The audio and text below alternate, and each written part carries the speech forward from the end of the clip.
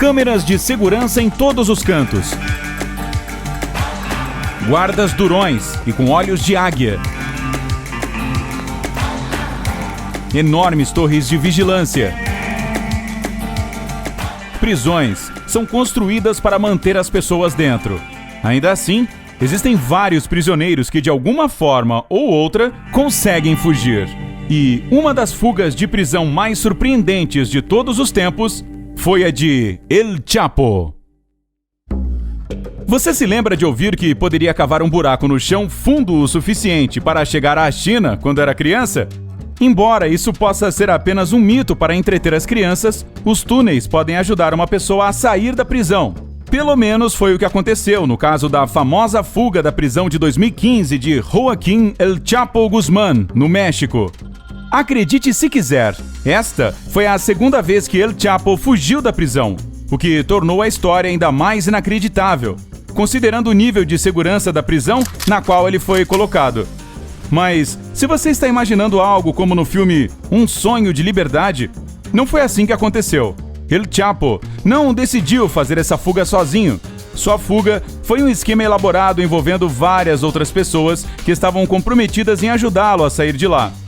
Em um canteiro de obras próximo, o qual continha uma construção abandonada, um grande grupo de capangas do El Chapo cavou um longo túnel para chegar perto da prisão. Com cerca de 9 metros de profundidade, o túnel que começava no meio do canteiro de obras terminava no minúsculo chuveiro da cela de El Chapo. Se você está se perguntando como os guardas da prisão não notaram o buraco no piso do chuveiro de El Chapo, você não é o único. Mas o buraco era bem pequeno, apenas largo o suficiente para acomodar uma pessoa. No entanto, as características mais impressionantes do túnel estavam no subterrâneo.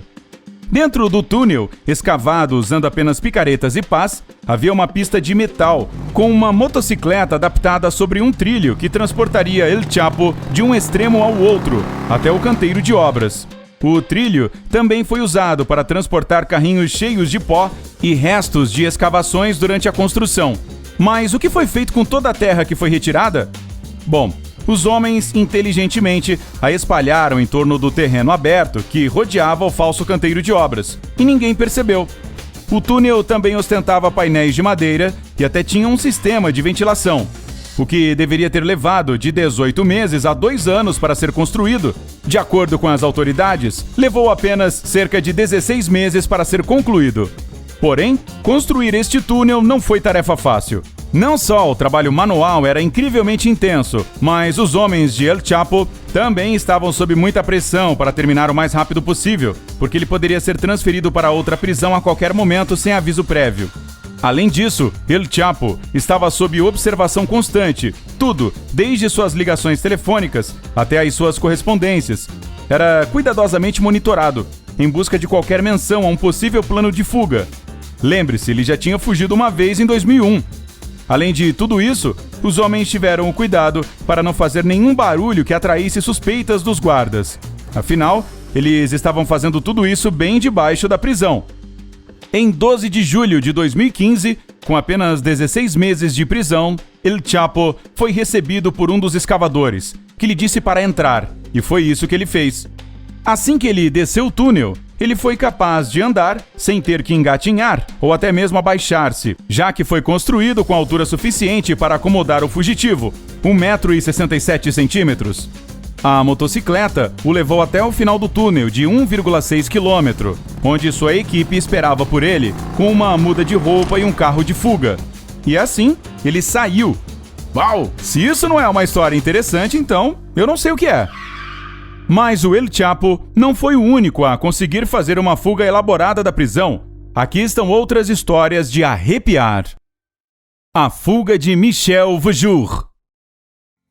Ao contrário da fuga de El Chapo, que precisou de toda uma equipe de ajudantes, a de Michel Vaujour envolveu apenas uma pessoa, sua esposa. Enquanto cumpria uma longa pena, sua esposa, Nadine Vaujour, estava fazendo aulas de pilotagem de helicópteros para poder usar um para tirar o marido de trás das grades. Isso mesmo, ela pilotou um helicóptero e pousou no telhado de uma prisão parisiense. Mas você deve estar se perguntando, como ela passou por toda a segurança?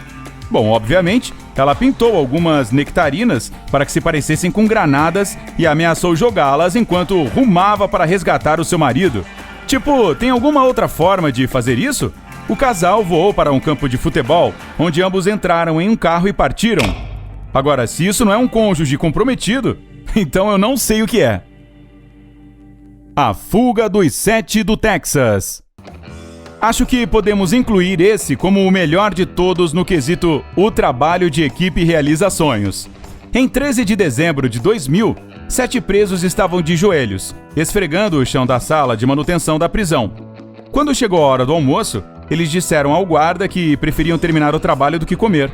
Então, como se fosse um filme, um dos prisioneiros derrubou o guarda por trás e pegou seu uniforme. Enquanto tudo isso acontecia, outros 3 presos conseguiram passar por 4 guardas e 9 supervisores. E foi aí que o plano de fuga real entrou em ação. Os 7 presos, em seguida, correram para o telefone e se passaram por diferentes supervisores, para que pudessem ter acesso à portaria. Uma vez lá, passaram pelos guardas de segurança, abriram o portão dos fundos da prisão, roubaram uma caminhonete e fugiram. E assim, começou uma das maiores caças a fugitivos multiestaduais da história dos Estados Unidos. A fuga de Joy Gabok. Esta próxima história de fuga soa mais como um ato do Cirque du Soleil do que com uma fuga da prisão. Choi Gabok, um homem que cumpria pena em Daegu, Coreia do Sul, provavelmente nunca imaginou que 23 anos praticando yoga seriam úteis para sair da prisão. De acordo com a CNN.com, em uma noite de 2012, Choi decidiu escapar de sua cela. Depois que todos os guardas da prisão estavam presumivelmente dormindo, Choi literalmente espremeu o seu corpo super flexível para passar através da abertura de comida da cela.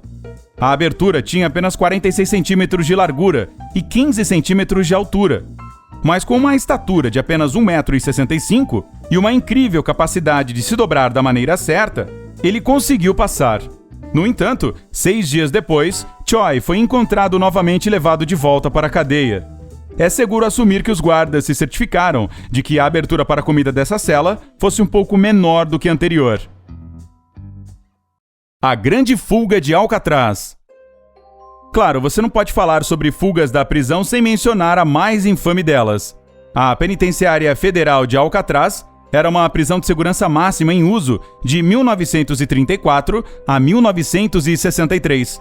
Ela ficava a cerca de 2 quilômetros da costa de São Francisco, Califórnia. Ou seja, ela era cercada por água. Então, se passar pelos guardas já não fosse difícil o suficiente, você ainda teria que se preocupar em como chegar à costa. No entanto, apesar desses obstáculos aparentemente impossíveis, alguns detentos conseguiram fugir. Os presos Frank Morris, John e Clarice Anglin e Alan West tentaram fugir dessa prisão de alta segurança em 1962 através das aberturas de ventilação. As celas dos prisioneiros compartilhavam uma parede com um corredor de serviço público que permanecia desprotegido. Com colheres de metal, moedas e até mesmo uma furadeira feita com aspirador de pó, eles conseguiram romper o concreto danificado que mantinha a grade da abertura de ar na parede, o que os levaria ao corredor. Com o passar do tempo, usando as ferramentas que tinham, cada preso atravessou as paredes de cimento. Entre essas seções perfurando e serrando, os homens cobriam as aberturas parcialmente, removidas com pedaços de papelão no lugar da parede. Deveria ser muito escuro lá para os guardas não perceberem isso. Assim que os detentos atravessaram as aberturas, conseguiram atravessar o sistema de ventilação do corredor até o telhado. Lá, eles criaram coletes salva-vidas feitos à mão com capas de chuva e usaram capas de chuva para fazer uma jangada de 1,8 metros por 4,3 metros, grande o suficiente para caber em todos eles. Eles até inflaram a jangada com um pequeno acordeão velho, chamado concertina, que eles conseguiram com outro detento. Em 11 de junho, chegou a noite da grande fuga. Tudo ocorreu conforme o planejado, passar pelos tubos de ventilação até o telhado e entrar na jangada. Bom, exceto por um pequeno detalhe. Um homem ficou para trás. Alan West utilizou concreto para esconder os pequenos destroços que ele removeu da abertura, na tentativa de escondê-lo dos guardas. Mas, por causa dessa atenção super cuidadosa aos detalhes, West não conseguiu reabrir a abertura para sair junto com os outros. Mas os outros 3 detentos chegaram ao telhado, onde largaram a sua jangada feita à mão em um poço de 15 metros e passaram por 2 grandes cercas com ela. Perto da água, eles inflaram a jangada sem serem pegos, porque estavam em um dos pontos cegos das torres de vigilância. Então, eles começaram a remar durante a noite. Até hoje, não se sabe se eles sobreviveram ou não às águas geladas da Baía de São Francisco rumo à Liberdade, ou se a natureza tinha outro destino guardado para eles. Você acha que estes fugitivos são mais inteligentes que o preso comum? Ou eles simplesmente tiveram sorte para fugir na hora certa? Deixe as suas opiniões nos comentários abaixo. E lembre-se de deixar uma curtida neste vídeo, compartilhá-lo com seus amigos e clicar no botão de inscrever-se. Fique sempre no lado incrível da vida!